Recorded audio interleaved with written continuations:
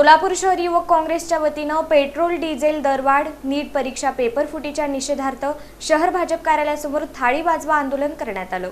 सोलापूर शहर युवक काँग्रेसच्या वतीनं पेट्रोल डिझेल दरवाढ नीट परीक्षा पेपर फुटीच्या निषेधार्थ आणि पालकमंत्री जयकुमार गोरे यांनी खासदार प्रणिती शिंदे यांच्याबद्दल आक्षेपार्ह वक्तव्य केल्याबद्दल माफी मागावी या मागणीसाठी शहर भाजप कार्यालयासमोर थाळी वाजवा आंदोलन करण्यात आलं।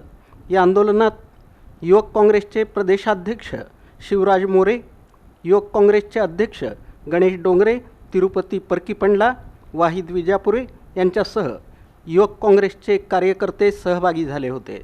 दरम्यान यावेळी भाजप कार्यालयाकडे जाणाऱ्या युवक काँग्रेसच्या कार्यकर्त्यांना पोलिसांनी अडवून ताब्यात घेतलं।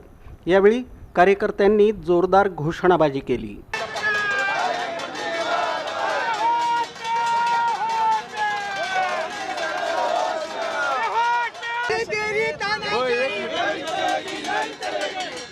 प्रणिती शिंदे यांच्या आक्षेपार्ह पालकमंत्री जयकुमार गोरेंचा करायचं काय? प्रणिती शिंदे यांच्या आक्षेपार्ह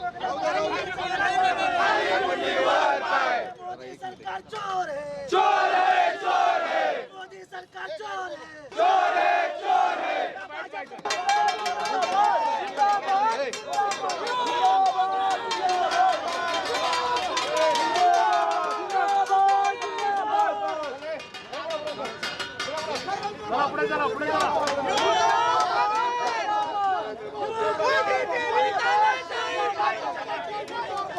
दरम्यान युवक काँग्रेसचे प्रदेशाध्यक्ष शिवराज मोरे आणि युवक काँग्रेसचे शहराध्यक्ष गणेश डोंगरे यांनी भाजप सरकारवर टीकास्त्र सोडलं।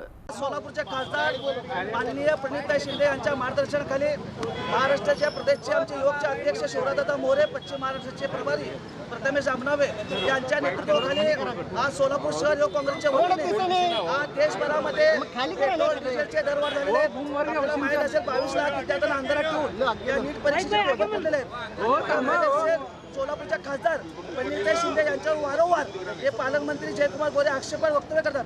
या निषेधार्थ आम्ही युवक काँग्रेसच्या वतीने भाजपच्या कार्यालयावरती ताईनाथ आंदोलन करीत आहोत।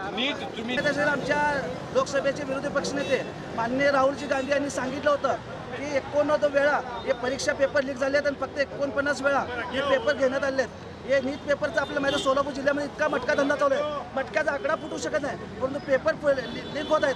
हे कुठेतरी भयंकर होत चालले। कुठेतरी युवकांना विद्यार्थ्यांना अंधारात ठेवून कुठेतरी हा देश गोंधळण्याचा परिस्थिती आहे। त्यामुळे आम्ही नरेंद्र मोदीचा आणि भाजपचा निषेध करण्यासाठी भाजप कार्यालयावर जात आहोत। त्यामध्ये भाजपचं सरकार आल्यापासून देशाच्या शिक्षण व्यवस्थेच्या अतिशय निंदनीय परिस्थिती झालेली आहे।